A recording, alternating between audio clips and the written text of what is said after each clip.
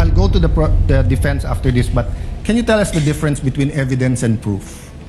In your layman's term or legal terms, or if you want to look it up, but in how do we explain to people the difference between evidence and proof? Napakabigat po ng inyong tanong. In our words lang, I will para try lang my best, maintindihan. Your Honor, to answer it. In a court proceeding, whether we're speaking of an impeachment court or a regular court, the judges look at the evidence. They may never be able to know the entire truth kasi ang pangyayari ay nangyari dati pa po. Essentially, a trial is really a reconstruction of something that happened before.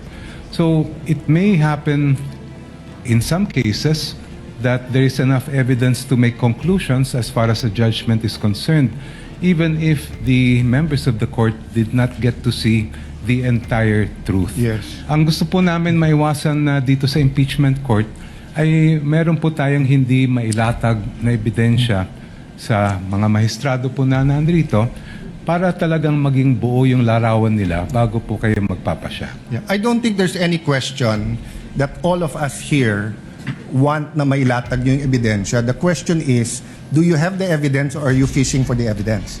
And that's a question not only for you but for every single impeachment process, not only the umabot dito, because myself, Senator Subiri, Senator Chis Escudero, then later on Senator Villanueva, has been in the House many times during impeachments of presidents and chief justices, no? But the reason I ask between evidence and proof is because if you have the evidence, you want the opportunity, diba, to bring it here, show the relevancy, connect it to the crime, we admit it so that if it's true, then we can convict. The opposite sides na will either question, hindi admissible yan, or admissible pero walang relationship yan, etc. No? So what I'm saying is that if you're going to prove your case with no evidence except that if you get all of that, then magiging arbitrary yung House of Representatives sinong gusto nilang i-impeach, because almost any public official who's been there for a long time, you will see discrepancies in their SALN because unang-una iba yung acquisition cost at iba yung current value at iba din yung deadline ng December 31, no? Which after this I'll ask the defense to answer, then I'll go into the AMLA, which is different from bank accounts, no?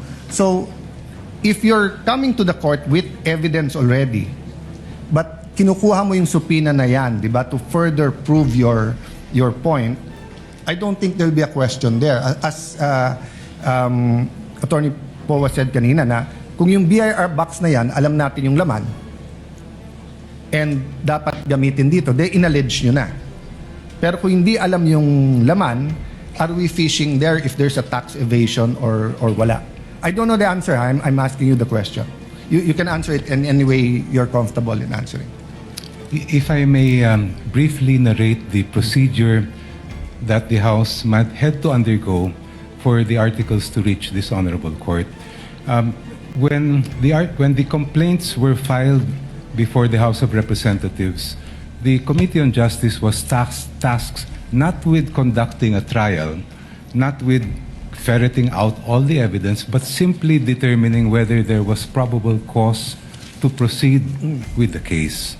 So hindi po namin hinanap yung kabuuan ng ebidensya dahil hindi po namin tungkulin yon. Yes. When we made the determination that there was sufficient probable cause to proceed with that case, then that is what we submitted in terms of the articles of impeachment that reached this honorable court. Ngayon, syempre po, just like a preliminary investigation conducted by a prosecutor, ang hawak lang po niyang ebidensya, ang titingnan lang po niya ay kung merong probable cause. Not all the evidence yet is before that prosecutor because wala pa pong trial. Yeah. The presentation of evidence, even the subpoena or compulsion to present evidence will only happen when the trial takes place. And yung tinutukoy po ninyong fishing expedition, yun ay maaring sabihin natin nangyari kung only if the party requesting the evidence or documents ay nagbabakasakali lang. Baka may makuha tayo dito. In our case, I have to disagree that there was any sort of fishing expedition because based on what the Committee on Justice and later the plenary of the House found was sufficient, there was enough cause to proceed with the case. I'll go to the defense after this, but can you tell us the difference between evidence and proof? In your layman's term or legal terms, or if you want to look it up, but in how do we explain to people the difference between evidence and proof? Napakabigat po ng inyong tanong. In our words lang. I will para try lang my best, maintindihan. Your Honor, to answer it. In a court proceeding, whether we're speaking of an impeachment court or a regular court, the judges look at the evidence. They may never be able to know the entire truth kasi ang pangyayari ay nangyari dati pa po. Essentially, a trial is really a reconstruction of something that happened before. So it may happen in some cases that there is enough evidence to make conclusions as far as a judgment is concerned, even if the members of the court did not get to see the entire truth. Yes. Ang gusto po namin maiwasan na dito sa impeachment court ay meron po tayong hindi mailatag na ebidensya sa mga mahistrado po na nandito para talagang maging buo yung larawan nila bago po kayo magpapasya. Yeah. I don't think there's any question that all of us here want na mailatag yung ebidensya. The question is, do you have the evidence or are you fishing for the evidence? And that's a question not only for you but for every single impeachment process, not only the umabot dito, because myself, Senator Subiri, Senator Chis Escudero, then later on Senator Villanueva, has been in the House many times during impeachments of presidents and chief justices. No? But the reason I ask between evidence and proof is because if you have the evidence, you want the opportunity, diba, to bring it here, show the relevancy, connect it to the crime, we admit it so that if it's true, then we can convict. The opposite sides na will either question, hindi admissible yan, or admissible pero walang relationship yan, etc. No? So what I'm saying is that if you're going to prove your case with no evidence except that if you get all of that, then magiging arbitrary yung House of Representatives sinong gusto nilang i-impeach, because almost any public official who's been there for a long time, you will see discrepancies in their SALN because unang-una iba yung acquisition cost at iba yung current value at iba din yung deadline ng December 31, no? Which after this I'll ask the defense to answer, then I'll go into the AMLA, which is different from bank accounts, no? So if you're coming to the court with evidence already, but kinukuha mo yung subpoena na yan, di ba, to further prove your point, I don't think there'll be a question there. As Attorney Powa said kanina na kung yung BIR box na yan, alam natin yung laman, and dapat gamitin dito, they inallege nyo na. Pero kung hindi alam yung laman, are we fishing there if there's a tax evasion or wala? I don't know the answer. I'm asking you the question. You can answer it in any way you're comfortable in answering. If I may briefly narrate the procedure that the House might had to undergo for the articles to reach this honorable court.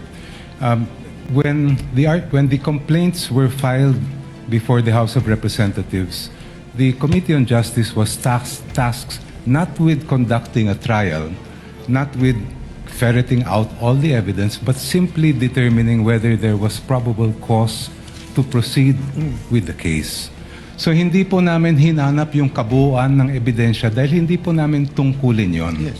When we made the determination that there was sufficient probable cause to proceed with that case, then that is what we submitted in terms of the articles of impeachment that reached this honorable court. Ngayon, syempre po, just like a preliminary investigation conducted by a prosecutor, Ang hawak lang po niyang ebidensya, ang titingnan lang po niya ay kung merong probable cause. Not all the evidence yet is before that prosecutor because wala pa pong trial. The presentation of evidence, even the subpoena or compulsion to present evidence will only happen when the trial takes place. And yung tinutukoy po ninyong fishing expedition, yun ay maaring sabihin natin nangyari kung only if the party requesting the evidence or documents ay nagbabaka sakali lang. Baka may makuha tayo dito. In our case, I have to disagree that there was any sort of fishing expedition because based on what the Committee on Justice and later the plenary of the House found was sufficient, there was enough cause to proceed with the I'll case. go